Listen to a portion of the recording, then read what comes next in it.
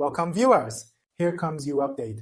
What kind of influence can Africa wield at the G20? By Hubert Kinko and Uli Steger. Africa. What kind of influence can Africa wield at the G20? Decisions from the recent African Union Summit suggest that gains can be made despite many hurdles.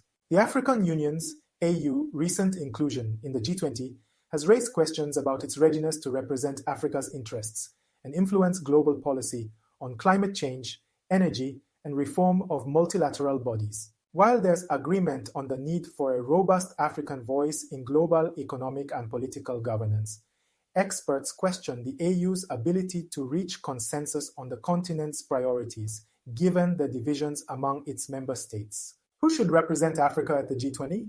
Would AU members cede power to the AU Commission to act on their behalf? Could African countries present unified positions at the forum? And what kind of influence can the AU wield there? The just concluded 37th AU Summit provided cause for optimism that the organization can advance Africa's interests on the international stage, while helping to resolve global problems. The summit outlined its G20 priorities, set the modalities for who would attend, and clarified how the AU's participation would be financed. The AU Summit outlined G20 priorities, who would attend, and how AU participation would be financed.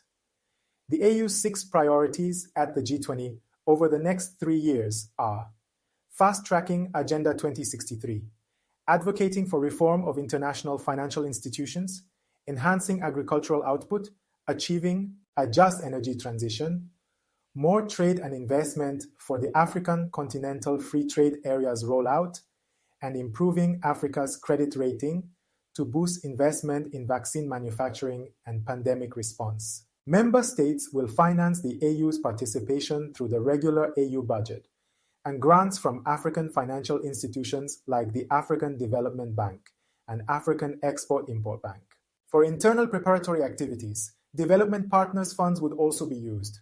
The summit confirmed that member states, represented by the rotating AU Assembly Chair, would lead the AU delegation at the G20 with assistance from the AU Commission.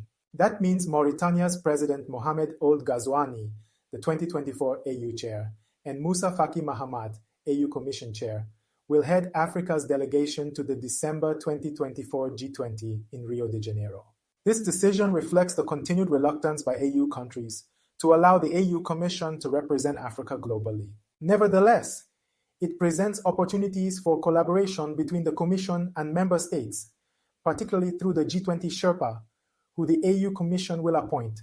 The choice of the Sherpa and sous-Sherpa has been contentious. These are 2 crucial appointments for the G20's diplomatic machinery, but how they will be selected is unclear. This validates concerns about the AU's ability to build consensus due to member states' lack of resources, weak processes, and insufficient political will. Your member states are reluctant to allow the AU Commission to represent Africa globally.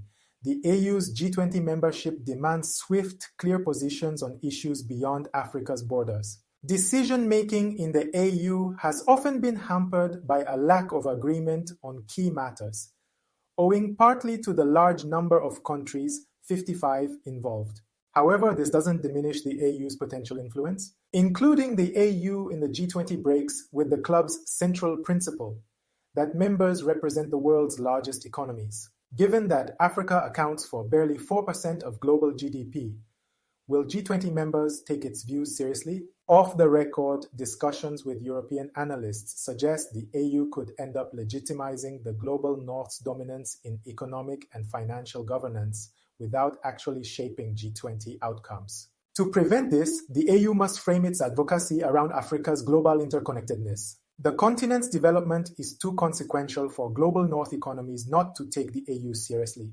The fear of alternatives to the West looms loudly in the minds of global North leaders. It is also worthwhile asking what influence at the G20 means. Many African leaders underline the importance of representation and visibility at the forum rather than influence. But visibility should be a means to an end, not a goal in itself. Experts told ISS today they believed agenda setting was possible for the AU. South Africa's experience as the only African country on the G20 will be crucial for the AU African influence, can be boosted by carrying into the G20 the Global South's positions on overcoming exclusionary growth, debt vulnerabilities, climate change adversities, and more equitable multilateral bodies. In this way, the AU's sway would be gradual and pragmatic. This approach won't necessarily translate into reform of the World Trade Organization, World Bank, or International Monetary Fund. For that, the AU would need to seek more accountability for compliance with the G20's non-binding decisions. The AU's G20 membership could also improve African states and stakeholders' internal cohesion on global economic and financial governance. With the next two summits in Brazil, December 2024, and South Africa, December 2025, South-South cooperation will probably drive both agendas. Swift action is needed by the AU to prepare for effective participation, such as finalizing decisions on Sherpas and sous-Sherpas, holding pre-summit negotiations, and guaranteeing continuity.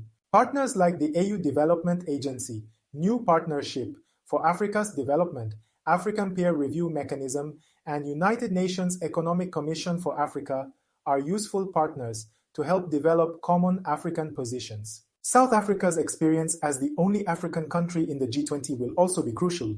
Conversations are already underway to share experiences and lessons with the AU. Despite the G20's informal format, African states must enable the AU to punch above its economic weight at the global forum. This will require committed negotiations to reach agreement on African positions that can be consistently defended by an empowered AU Commission. Hube Kinko, researcher, African Peace and Security Governance, ISS Addis Ababa, and Ueli Steger, assistant professor of international relations, University of Amsterdam Image C. Ludovic Marin, IFP. That's all for now. Thanks for listening. Subscribe or follow us for more.